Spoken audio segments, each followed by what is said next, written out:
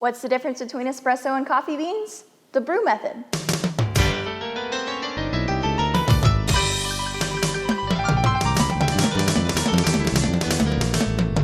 In general, a coffee bean is a coffee bean. It's nothing more than a matter of taste that will differentiate what's good for espresso versus what's good for any other brew method.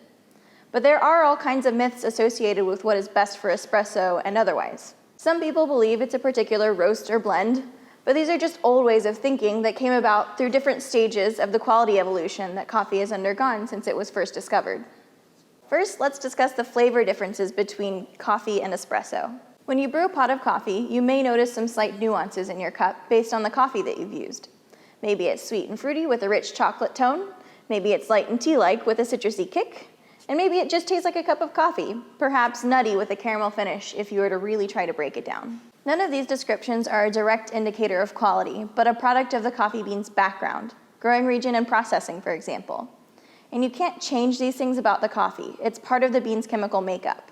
So when you put a bean with a particular flavor profile under pressure, as you do with espresso, you're going to have the same experience, but the nuances are much more forthcoming and intense. Sort of like the difference between a blueberry tea and a spoonful of fresh blueberry jam. So what's the deal with espresso roasts? When espresso was first popularized, we hadn't quite achieved the refinement of farming and buying practices that we see today.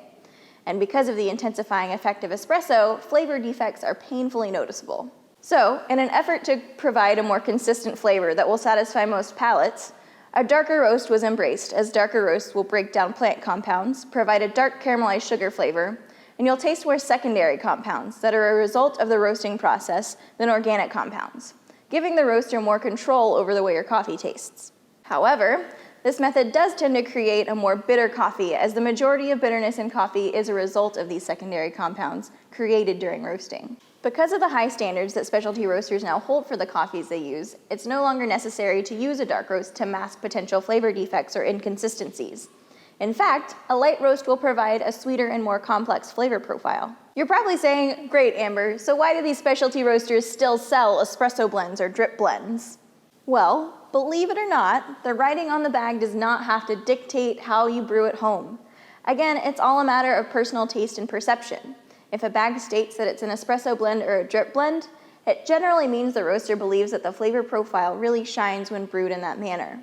But it can absolutely be equally enjoyable when brewed any other way.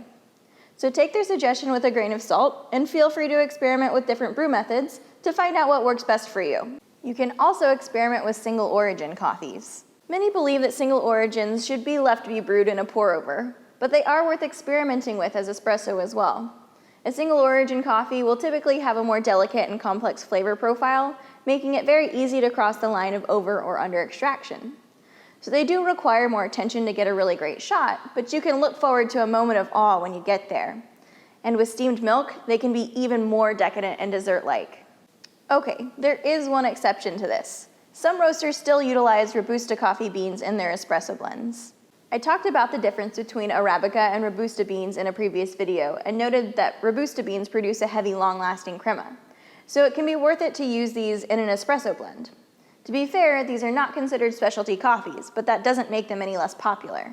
It is worth mentioning that a blend of Arabica and Robusta beans is less than ideal for brewing as drip.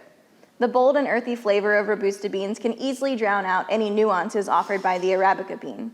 So they really need to be brewed under pressure to intensify the more delicate flavors that an Arabica bean brings to the table. That being said, you do you, and have fun playing with all kinds of coffee beans. See you next time.